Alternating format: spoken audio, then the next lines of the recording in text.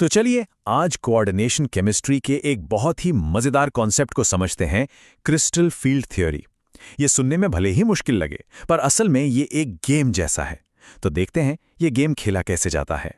जरा सोचिए, एक मेटल आयन है जो बिल्कुल अकेला और शांत है। उसके सारे 5 डी ऑर्बिटल्स एक ही एनर्जी लेवल पर हैं, मतलब सब बराबर हैं।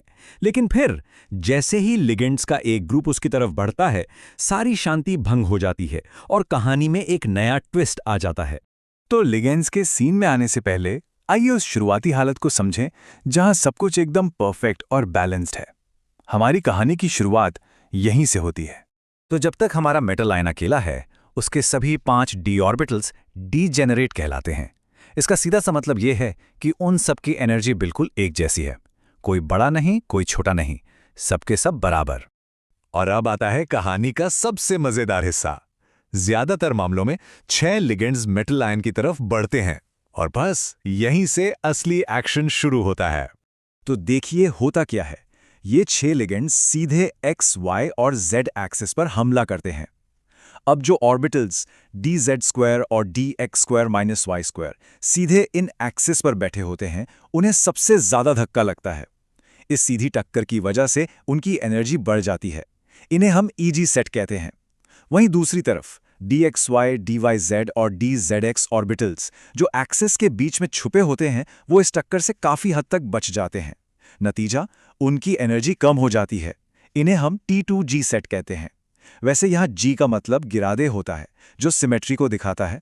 और बस इसी तरह हो जाता है d ऑर्बिटल्स का मशहूर बंटवारा। और ये जो Eg और T2G के बीच एनर्जी का गैप बना है ना, उसे हम कहते हैं डेल्टा O, यानी डेल्टा O। ये कोई मामूली नंबर नहीं है। यही वो चीज़ है जो तय करती है कि कोई कॉम्प्लेक्स रंगीन क्यों होगा या उसका मैग्नेटिक बिहेवियर कैसा होगा। सब कुछ इसी पर निर्भर करता है। ठीक है, तो ऑर्बिटल्स तो 2 अलग-अलग एनर्जी लेवल्स में बट गए। अब सवाल यह है कि इलेक्ट्रॉन्स इन ऑर्बिटल्स में कैसे भरेंगे। अब उनके पास चुनने के लिए 2 रास्ते हैं। अब हर इलेक्ट्रॉन को एक फैसला करना होता है। क्या वो कम एनर्जी वाले ऑर्बिटल में पहले से मौजूद इलेक्ट्रॉन के साथ जोड़ी बना ले, जिसमें पेयरिंग एनर्जी यानी पी खर्च होगी, या फिर वो उस एनर्जी गैप यानी डेल्टा ओ को लांघकर ऊपर वाले खाली ऑर्बिटल में अकेला चला जाए। ये सब सिर्फ एनर्जी के खर्चे का खेल है। यहाँ 2 सिचुएशन बनती हैं। अगर लिगेंड कमजोर है तो वो डी ऑर्बिटल्स को ज्यादा नहीं बांट पाता, मतलब डेल्टा ओ छोटा होता है। ऐसे में इलेक्ट्रॉन के लिए ऊपर कूदना ज्यादा आसान है। इसे हम हाई स्पिन कहते हैं। लेकिन अगर लिगेंड मजबूत है तो वो एक बड़ा एनर्जी गैप यानी डेल्टा ओ बना देता है। अब कूदना बहुत मुश्किल है, तो इलेक्ट्रॉन नीचे वाले ऑर्बिटल में ही जोड़ी बनाना बेहतर समझता है। इसे लो स्पिन कहते हैं। इसे याद रखने का एक बड़ा मजेदार तरीका है।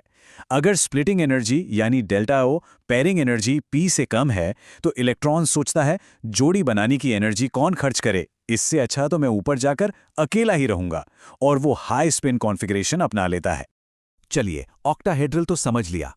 अब जरा सीन बदलते हैं और देखते हैं कि जब सिर्फ 4 लिगेंड्स हों तो खेल के नियम कैसे पलट जाते हैं। टेट्राहेड्रल ज्योमेट्री में कहानी बिल्कुल उल्टी है। यहाँ लिगेंड्स एक्सिस पर से नहीं बल्कि उनके बीच से आते हैं। इसका मतलब क्या हुआ? अब T2 ऑर्बिटल्स जो एक्सिस के बीच में होते हैं, उन्हें ज्यादा धक्का लगता है और उनकी एनर्जी बढ़ जाती है, और E ऑर्बिटल्स की एनर्जी कम हो जाती है। एक और बात ध्यान देने वाली है, यहाँ हम G नहीं लगाते क्योंकि टेट्राहेड्रल कॉम्प्लेक्स में सेंटर ऑफ सिमेट्री नहीं होता। तो सब कुछ ऑक्टाहेड्रल का उल्टा। और ये एक बहुत ही जरूरी मैथमेटिकल रिलेशन है।